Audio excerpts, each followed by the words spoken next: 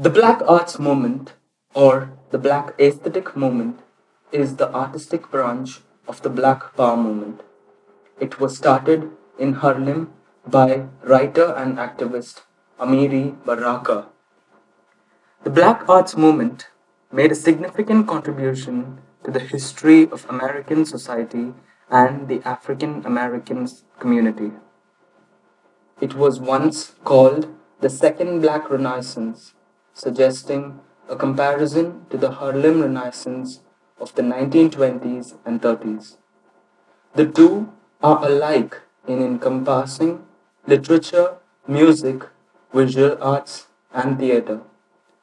Both movements emphasized racial pride, an appreciation of African heritage, and a commitment to produce works that reflected the culture and experiences of black people.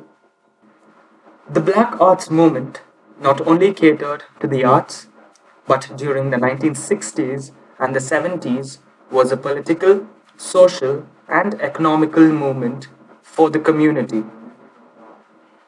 In 1965, however, several events occurred that gave a direct incentive to the movement. The assassination of Malcolm X, which prompted many African Americans to take a more militantly nationalist political stance. The conversion of the literary prodigy Leroy Jones into Imamu Amiri Baraka, the movement's leading writer, and the founding of the Broadside Press, which became a leading publisher of the Black Art Movement poets in Detroit. Each of these events galvanized the black artists.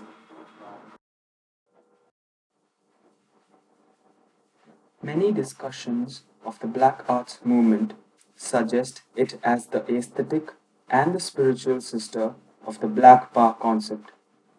The Black aesthetic encouraged the idea of Black separatism, which further strengthened Black ideals, solidarity, and creativity. Larry Neal, in his essay on the Black Arts Movement, mentioned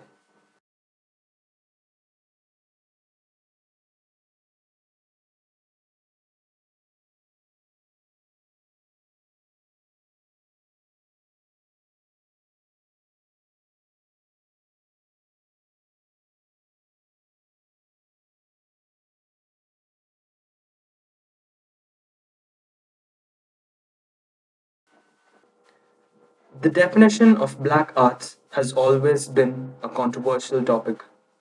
Edmund Barry Gether, a legendary curator of the arts, has significantly contributed his perceptions and understandings of the definition of black arts.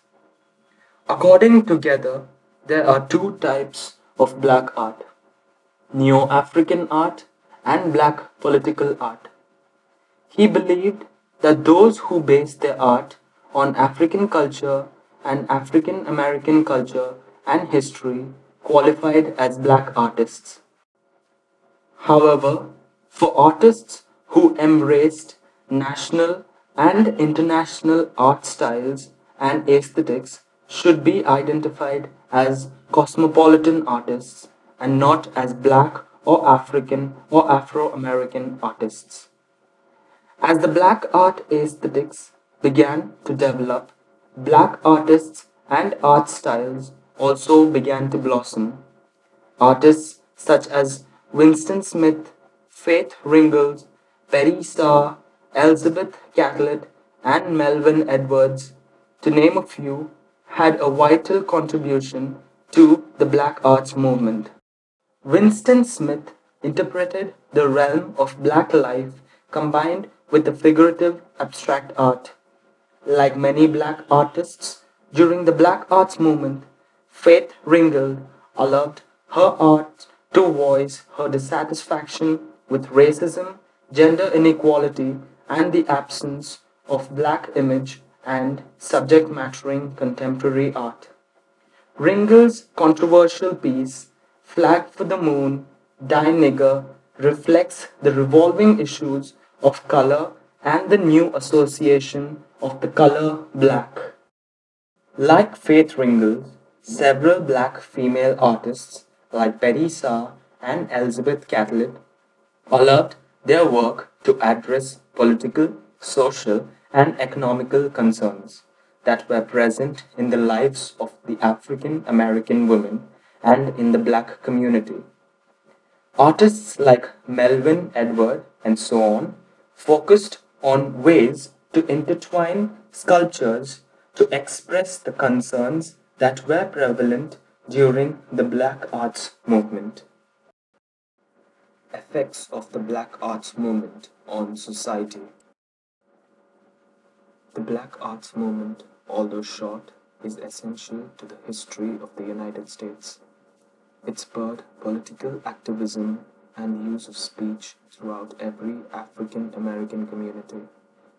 It awarded African Americans the chance to express their voice in the mass media as well as becoming involved in communities. It can be argued that the Black Arts Movement produced some of the most exciting poetry, drama, dance, music, visual arts, and fiction of the post-World War II, and that many important post-Black artists such as Toni Morrison, Alice Walker, and August Wilson were shaped by this movement.